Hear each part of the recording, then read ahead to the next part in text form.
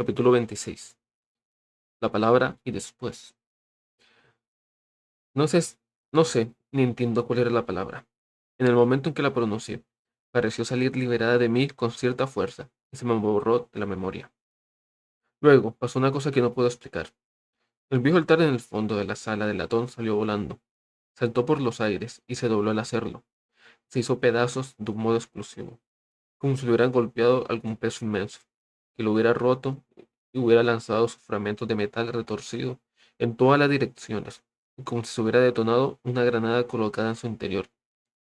Trozos de metralla de latón rebotaron en las paredes, el techo, los estantes enjaulados, llovieron y el suelo a nuestro alrededor tintineando como monedas. Me di cuenta de que me había caído. Me levanté apoyándome en las manos y rodillas. Tenía un pitido en los oídos. El atril se había volcado. Vi el dron de oración tirado en el suelo a unos cuantos metros, roto y estropeado. Saltaban chispas de su carcasa rota y la pantalla quebrada y muerta. Me volví, me llevé la mano a la boca y encontré una gota de sangre. Me había partido el labio inferior. Los eclesiarcas estaban en estado de confusión. Algunos se habían caído también, igual que al menos 3 escudos. Muchos se balanceaban contusionados. Todos sus instrumentos de manos habían fundido y estropeado.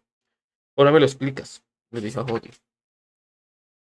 Y colocaremos en una instalación de contención, dijo, luchando por conservar la compostura. No, repliqué. Me vas a explicar esto, y lo vas a hacer ahora. No es tu lugar hacer, comenzó a declarar. No me haga volver a decir la palabra, dije. Lo cierto era que no recordaba la palabra para volver a decirla, pero él no lo sabía. Controlará, enseñó una de las sombras. La hembra ha realizado y ha sobrevivido el primer ensayo de enuncia, mejor que cualquier espécimen antes, dijo el segundo. Se la priorizará para el desarrollo por el huésped. Es de nuestra propiedad, resaltó Hobby. No os pertenecemos y tampoco nos dais órdenes. Sois nuestros socios en nuestra empresa, pero nos quedaréis con lo que nos hemos esforzado tanto por conseguir. Controlará, o lo controlaremos nosotros, dijo la sombra. Y nosotros tomaremos lo que queramos, si es necesario para la causa. Odie me miró y se sacó el capirote.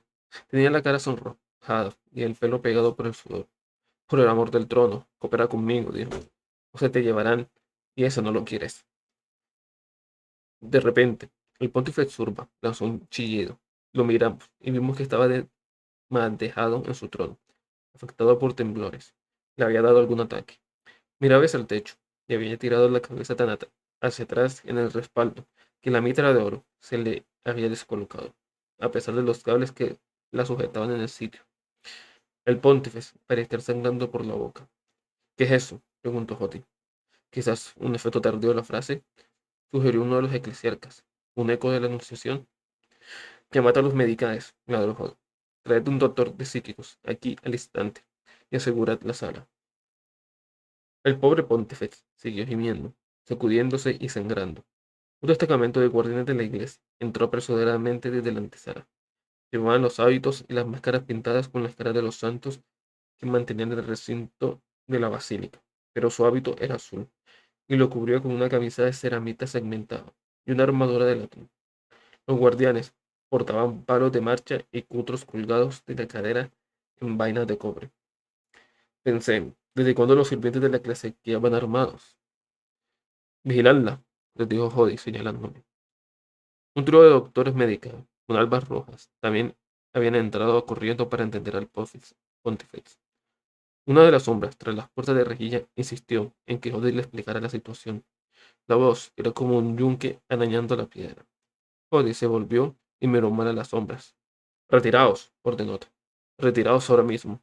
Id a las sotaceldas y preparaos para dejar el complejo por completo, de ser necesario. Se expresa desagrado, dijo la primera sombra. Pretendes excluirnos del comistorio y guardarte la hembra para vuestro uso propio. Así te lleve la disformidad, Scarpac, gritó Horde. Trabaja con nosotros como prometiste. Aún no sabemos qué es esto. Retiraos hasta que aseguremos el área.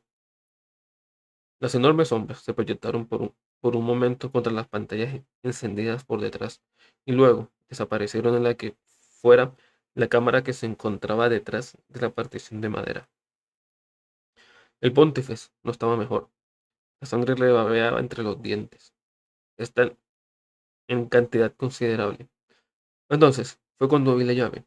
Era una llavecita de latón, una de las que cerraban las puertas de las aulas que protegían los viejos libros. Un eclesiarca la había dejado en la cerradura cuando fue a coger o a devolver uno de los breviarios de los que había leído. La vi agitarse en la cerradura, se agitó, y luego soltó sola de la cerradura y voló hasta el suelo. Un momento después, las puertas de las aulas de la estantería se abrieron por sí solas. Confesor, llamé. Los guardianes armados me rodeaban, pero ninguno de ellos lo había visto.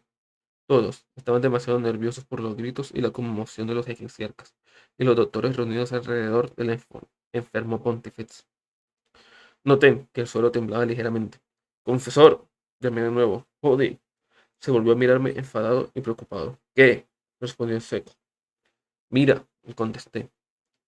El suelo tembló de nuevo. La mejor manera de describirlo era como si un paso gigantesco hubiera sacudido la sala. Señalé los estantes, con un seco ruido de metal.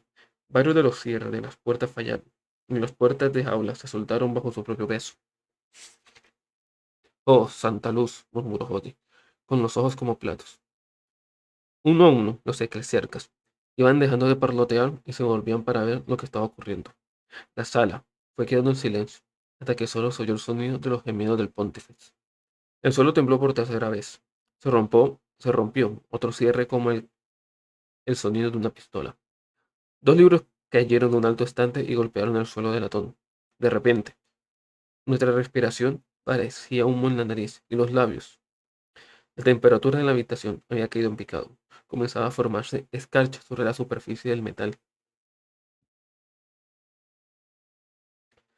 Odin se inclinó y pasó el dedo por el hielo. Hielo eudamónico, murmuró. Tenemos que salir de aquí. Tenemos que salir ya.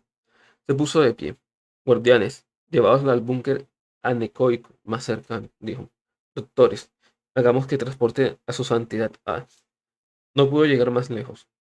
Un viento ululó venido de ninguna parte, recorriendo la cámara, cuyas puertas estaban cerradas. Era una ráfaga caliente, como el aliento de un horno, y nos cosquilló en la piel, pero no retó el hielo ni dispersó el vapor que había aparecido cuando exhalábamos. Más estantes se abrieron, y los libros comenzaron a salir volando. Saltaban como si unas manos invisibles los estuvieran empujando a cada estante por turnos, y los lanzaba al aire para que cayeran con las cubiertas abiertas, las páginas volando, los lomos rompiéndose. Libros rotos y páginas sueltas cubrían el suelo, y papel roto flotaba en el aire como nieve. Algunos de los trozos, por el aire, comenzaron a brillar y luego a arder. Una luz entró en la estancia. Llegó a través del suelo, como si la capa de cobre batido fuera un estanque dorado, y la luz fuera una bestia submarina que cortara la plana superficie y surgiera hacia el aire. Era una luz terrible y sanguinolenta, un ser de malicia. Formaba una figura vagamente humanoide en el sangriento caso que lo componía, y la forma se removía crepita internamente, como si estuviera hecha de insectos eléctricos o cuentas radiactivas. Era la idea hecha forma que había recorrido el laberinto Undue. Era la cosa que sabía llamar Grael Magent.